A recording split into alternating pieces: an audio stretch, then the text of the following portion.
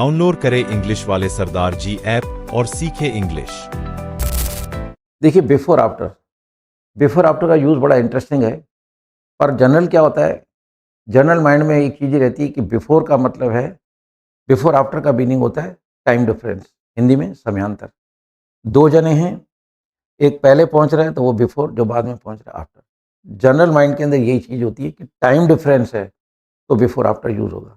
जैसे victory line है, PT Usha का पैर पड़ चुका है, इसकी जो राइवल है, राइवल मीन्स प्रतिद्वंदी, उसका पैर लाइन के ऊपर है, लेकिन इतना ऊपर है कि सुई की नोक आवे, टच नहीं है बस। तो इस टच नहीं के अंदर भी गोल्ड और सिल्वर मेडल का निर्णय हो जाता है, राइट। तो बिफोर और आफ्टर टाइम डिफरेंस के लिए यूज किए जाते हैं मेन, है ना। तो जो पहले आएगा वो कहलाएगा बिफोर, जो बाद में आएगा आफ्टर, क्योंकि वहाँ समय का डिफरेंस है। लेकिन फ्रेंड्स, एक चीज़ मैं आपको और बता दूं कि बिफोर के मतलब इंग्लिश की दुनिया में वैसे तो 4 यूज़ हैं, राइट। एक यूज़ है उसका प्रीपोजिशन, एक यूज़ है कंजक्शन, एक एडवर्ब। एक इसका यूज़ एडजेक्टिव भी होता है, लेकिन वो कंट्रोवर्शियल है थोड़ा।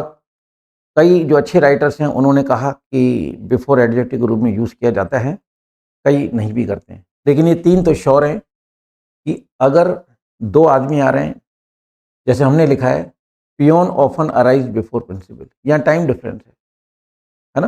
पियोन मतलब जैसे 7:30 आएगा तो जो प्रिंसिपल है वो 7:45 आएगा, मान लो 7:45 बजे आ रहा है, तो 15 मिनट का डिफरेंस है।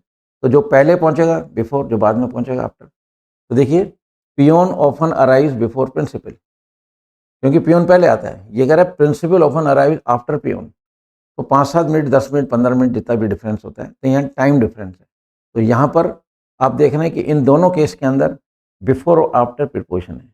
लेकिन अगर हम दो सेंटेंस के बीच में कभी भी आप बिफोर देखेंगे, that time before is not preposition, उस समय बिफोर कंजंक्शन है। जैसे बचपन में आपने एक सेंटेंस सुना होगा, वो सेंटेंस इसलिए बोल रहा हूँ कि वो सेंटेंस पहले से आपके माइंड में है। तो जो चीज़ आपके माइंड में पहले से है, अगर मैं उसी पे बात करता हूँ तो वो चीज़ आपको जल्दी समझ में आ जाएगी। तो देखिए, एक सेंटेंस आपका सुना हुआ, डॉक्टर के आने से पहले रोगी मर चुका था। जब हम इसकी इंग्लिश बोलते हैं, patient had died before doctor came. Patient had died, एक डॉक्टर, मतलब एक सेंटेंस है। पेशेंट हैड डाइड एक सेंटेंस, डॉक्टर केम दूसरा सेंटेंस, बीच में बिफोर आ रहा है। तो यहाँ बिफोर प्रीपोजिशन नहीं है।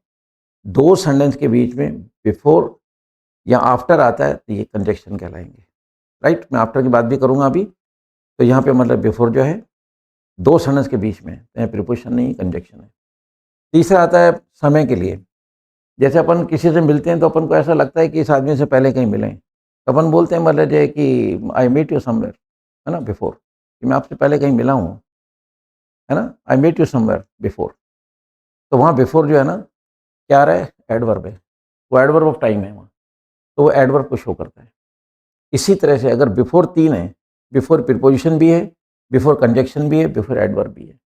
सिमिलरली आफ्टर भी 3 होंगे, राइट। 2 जने दौड़ रहे हैं, जो बाद में आएगा वहाँ पे आफ्टर प्रीपोजिशन है। लेकिन 2 सेंटेंस के बीच में आफ्टर आता है, ठीक है।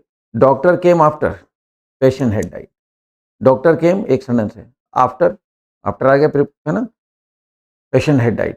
तो यहाँ 2 सेंटेंस के बीच में आफ्टर है, तो यहाँ आफ्टर भी कंजंक्शन है, जैसे बिफोर का बारे में मैंने कहा। इसी तरह से एडवर्ब होता है, क्या है कि नहीं, कि मैं तेरे को इस पीरियड के बाद मिलूंगा, कि मैं तेरे को इस पीरियड के बाद देखता हूँ, तो I will see you after this period, या meet me after this period.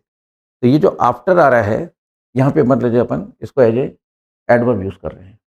तो फ्रेंड्स, बिफोर आफ्टर केवल प्रीपोजिशन ही नहीं होते हैं, ये कंजक्शन भी होते हैं और ये एडवर्ब भी होते हैं।